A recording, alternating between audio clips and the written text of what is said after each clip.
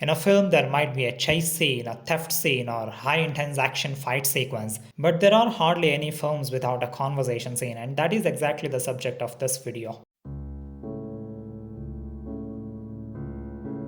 We are going to analyze the conversation scene from the modern masterpiece There Will Be Blood by Paul Thomas Anderson. People talking can be interesting to watch. Every conversation scene is crucial to character development and plot progression, revealing or withholding information as the narrative moves forward.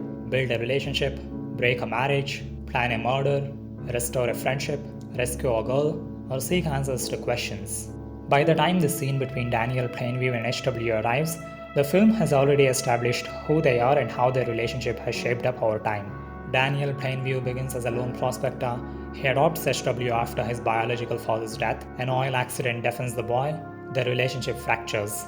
So when it's finally time for the confrontation, H.W. visits Daniel, who has now become a miserable alcoholic, though still extremely wealthy, even owning a private bowling alley.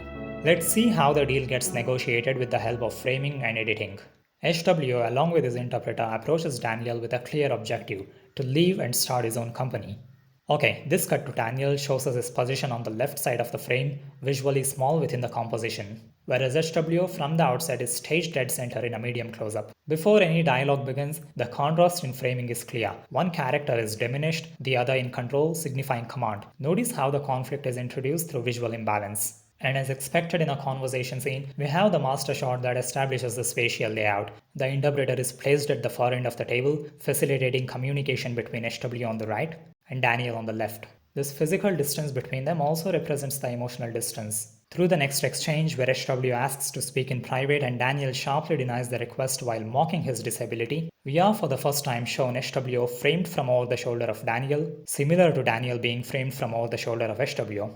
With this shot, H.W. is being rudely put down, visually positioning him as the recipient of pressure. Since H.W.'s objective here is not to get personal but to conduct business, he reclaims his position and takes a stand, putting himself back in his earlier state of mind. Instantly, this shot attempts to jump the axis line with a subtle deviation. Now, an axis jump happens when the camera shifts from one side to the other, which breaks the 180-degree rule. In this scene, although the shift is not very noticeable, as the jump kind of agrees with the rule by not pushing Daniel to the right, as in this case, it still causes a slight deviation in the conversation, which adds to Daniel's impatience. As H.W. continues to try and express his interest of leaving to keep the conversation's tension intact, instead of returning to the earlier master shot which would break the tension built through this intense back and forth editing, Paul Thomas Anderson chooses to cut to the wide over the shoulder shot, which keeps both characters locked in position and maintains pressure, while the interpreter still does his thing without needing a shot of his own. Great. In response to H.W.'s confession that he wants to dissolve their partnership, which directly contradicts Daniel,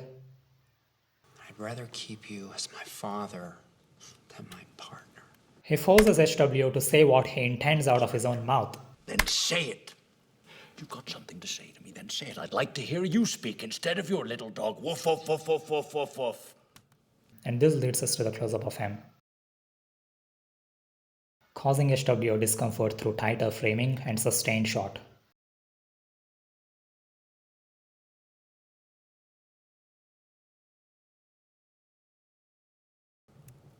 I'm going to Mexico with my wife.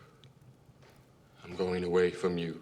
In response to H.W.'s close-up, Daniel reveals something devastating that only we as the audience knew. You're not my son. You never have been. You're an orphan. Tell him what I said. And he gets his close-up too. This heightened to and fro rhythm continues as Daniel demeans H.W. At this point, both sides have stated their intentions. The scene has reached a point of no return. There is no room left for the conversation to continue. Now, to conclude, while conversation scenes sometimes end with a wide shot of one character exiting the frame, here Paul splits them into shots of their own and ends the relationship. If you enjoyed the video, I'd also recommend you to check out Cinema Beyond Entertainment's analysis of a different conversation from the same film. And thank you for watching.